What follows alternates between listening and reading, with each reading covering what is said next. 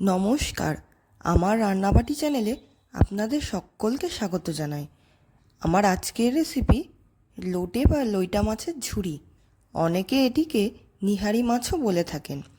লোটে মাছে থাকে প্রচুর পরিমাণে vitamin A, D, antioxidant, omega 3, এছাড়া ক্যালসিয়াম। লোটে মাছ আপনাদের স্বাস্থ্যের জন্য খুবই ভালো। এছাড়া স্কিন ভালো রাখতেও লোটে মাছ সাহায্য করে। লোটে মাছ হাড়ের জন্য খুব ভালো।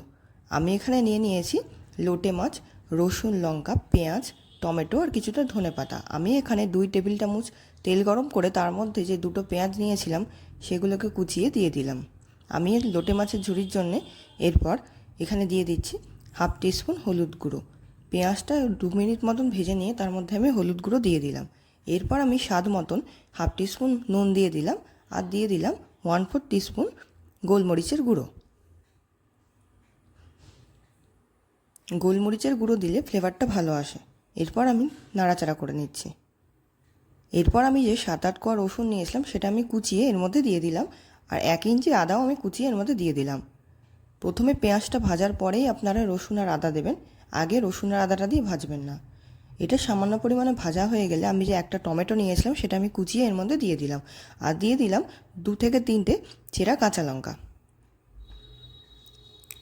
এরপর আমি এর মধ্যে 1 টেবিল স্পুন টমেটো সস ব্যবহার করছি। আপনারা চাইলে টমেটোর পেস্টও ব্যবহার করতে পারেন এর বদলে। এরপর ভালোভাবে নেড়েচেড়ে মশলাটাকে কষিয়ে নেব আমি 5 থেকে 7 মিনিট। ভালো করে কষানো হয়ে গেলে আমি এর মধ্যে 2 কাপ মতন জল দিয়ে দিয়েছিলাম। এবার আমি হাই ফ্লেমে মশলাটাকে কষিয়ে নিচ্ছি। মশলা থেকে তেল ছাড়তে শুরু করলে আমি এবার এর মধ্যে যে লোটে মাছগুলো নিয়েছিলাম 8 থেকে 10টা লোটে মাছ, সেগুলোকে আমি 2 টুকরো করে মশলার মধ্যে দিয়ে দিচ্ছি। মাছগুলোকে আমি 2 থেকে 3 টুকরো করে মশলার মধ্যে দিয়ে দিলাম মশলাটা কিছুটা কষানো হলে। এবার আমি ধীরে ধীরে নেড়ে দিচ্ছি।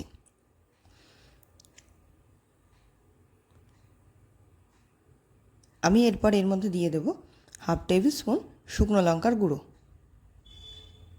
আমি ধীরে ধীরে নেড়ে দিচ্ছি। দেখুন লোটে মাছগুলো একদম গলে গেছে। লোটে মাছের কাঁটা আলাদা করে ছাড়ানোর কোনো প্রয়োজন নেই। লোটে মাছের কাঁটা এতই নরম যে ঝুড়ি তৈরি হওয়ার পর কোনো কাঁটাই আর মুখে লাগবে না, সবগুলো একসাথে মিশে যাবে। দেখুন ধীরে ধীরে জলটা আমি শুকিয়ে নিচ্ছি। যতক্ষণ না জলটা শুকাবে আপনাদের নাড়াচাড়া করে লো ফ্লেমে রান্নাটা করেই যেতে হবে। হাই ফ্লেমে করলে নিচে লেগে যাওয়ার চান্স আছে। দেখুন আমি জলটা পুরো শুকিয়ে যাওয়ার পর এরকম ঝুড়ি তৈরি হয়ে গেছে। এরপর আমি ওপর থেকে কিছুটা ধনেপাতা কুচি ছড়িয়ে দিলাম। আপনারা বাড়িতে রেসিপিটি অবশ্যই ট্রাই করবেন, আর শুকনো ভাতের সাথে লোটে মাছের ঝুড়িটি খেয়ে দেখবেন, খেতে খুবই ভালো লাগবে। আমার এই ভিডিওটি যদি আপনাদের ভালো লেগে থাকে তাহলে অবশ্যই লাইক করবেন, কমেন্ট বক্সে কমেন্ট করে জানাবেন কেমন লাগলো। চ্যানেলটিতে সাবস্ক্রাইব করতে ভুলবেন না। দেখুন আমাদের লোটে মাছ রেডি। আমি এটাকে সার্ভও করে দিয়েছি। লোটে মাছ আমাদের স্বাস্থ্যের জন্য খুবই ভালো। অবশ্যই আপনারা রেসিপিটি বাড়িতে ট্রাই করে জানাবেন কীরকম হয়েছে। আর আমার এই ভিডিওটি দেখার জন্য আপনাদের সকলকে অসংখ্য ধন্যবাদ।